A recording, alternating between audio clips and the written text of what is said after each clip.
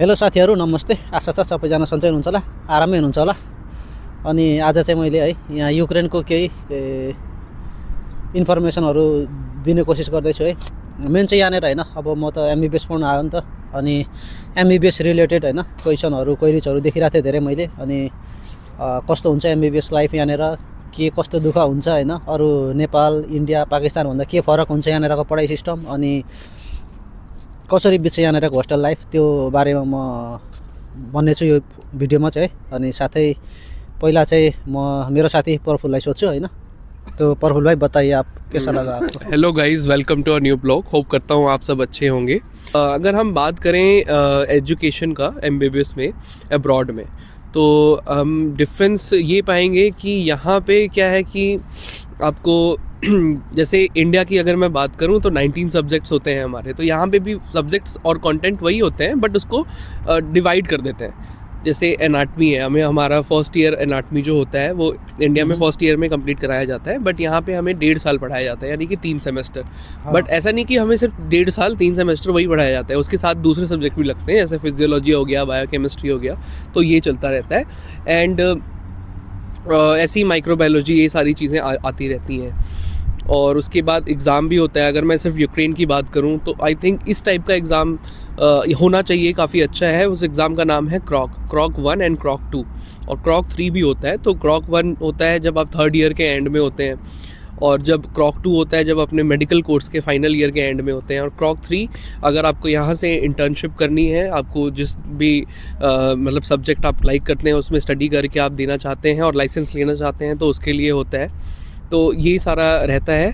और इसके साथ साथ सब्जेक्ट्स होते हैं, कहा था कि एनाटमी का, तो एक एनाटमी में डिफरेंस मैंने ये पाया है कि आपका जो इंडिया में है वो पूरा एक साथ पढ़ाते हैं, मतलब, और यहाँ पे है सिस्टम वाइज होता है। जैसे कि सबसे पहले वो बोन्स का पढ़ाएंगे, फिर जॉइंट्स में आएंगे, फिर मसल्स में आएंगे, फिर organ, then organ system. But India में एक साथ लेकर उसको पूरा पढ़ाते हैं, तो ये डिफरेंस है। इन दोनों के प्रोज एंड कॉन्स हैं, बट ठीक है, अपनी जगह है। मुझे थोड़ा सा ना जो इंडियन वाला ठीक लगा, क्योंकि एनाटॉमी है ना, मुझे लगता है, मुझे ऐसा लगता है कि एक बुक जो जनरल मेडिसिन वाला होता है उसको एक बुक ख़त्म कर दो पहला, तब पढ़ाओ।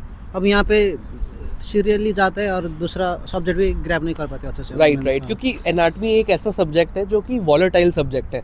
तो आप एक सीक्वेंस में लेकर, जैसे सपोज अगर मैं हैंड पढ़ रहा हूँ तो हैंड में स्किन है, उसके बाद बोन्स हैं, जॉइंट्स हैं, मसल्स हैं, ये सारी चीज़ें हम अगर एक साथ करें तो आपको एक अंडरस्टैंडिंग अच्छी बनती है कि अगर आप अलग अलग पढ़ रहे हैं। बट ठीक है, अपना अपना है सबका, एट द एंड स्टडी तो वही है।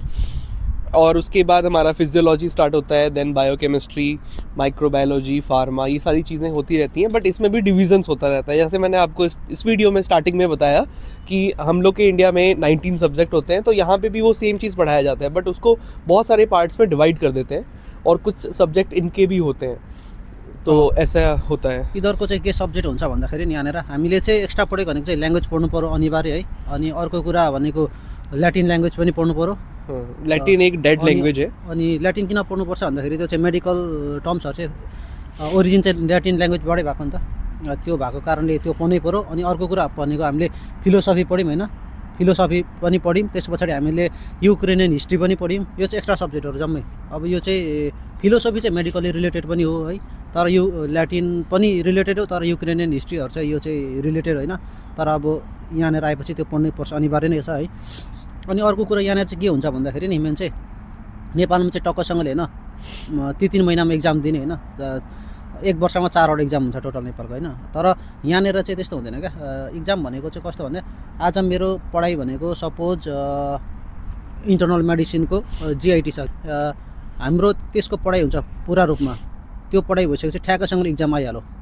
एक्जाममा हामीले यहाँनिर 60% कटाउनै पर्छ। यदि अब 5 जिपिएको हुन्छ त्यो 3 जिपिए लिएर आउनै पर्छ।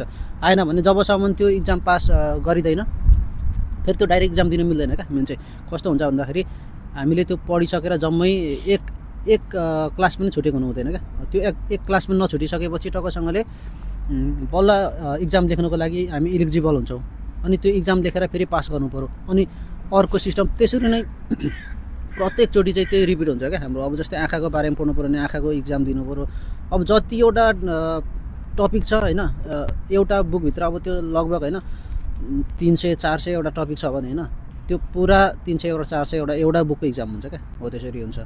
अनि त्यो चाहिँ लगभग होइन 15 दिन जस्तोमा इक्जाम चाहिँ भइरहेको हुन्छ रेगुलर। अनि लास्टमा चाहिँ के हुन्छ भन्दाखेरि क्रोक 1, 2, 3 हुन्छ। क्रोक 1 भनेको चाहिँ फर्स्ट इलिजिबल 3 वर्षमा त्यो इक्जाम हुन्छ होइन, त्यो पास गरेन भने फेरि नेपालतिर एक्सपेल गरिदिइहाल्छ, अब त्यो घरतिर पठाइदिइहाल्छ, कामै छैन यहाँनिर बस्ने। अनि क्रोक 2 भनेको चाहिँ यहाँनिरको लास्ट टाइममा सबै एमबिबिएस सकेपछि चाहिँ त्यो इक्जाम आउँछ क्रोक 2 है। त्यहाँनिर पनि हामीले पास गर्नु पऱ्यो, पास गरेन भने फेरि नेपाल पठाइदिइहाल्ने, यहाँ फेल हुनै पाइँदैन क्या मेन चाहिँ। अनि यहाँनिरको पास क्राइटेरिया भनेको चाहिँ कति छ भन्दाखेरि 64% छ, नेपालतिर चाहिँ 50 छ है, तर इन्डियामा पनि 50 नै होला होइन। तो ये चीज़ है।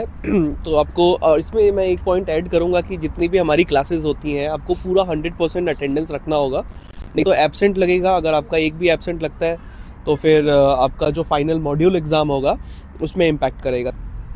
बाकी सारी फैसिलिटी हैं, अच्छे हॉस्पिटल्स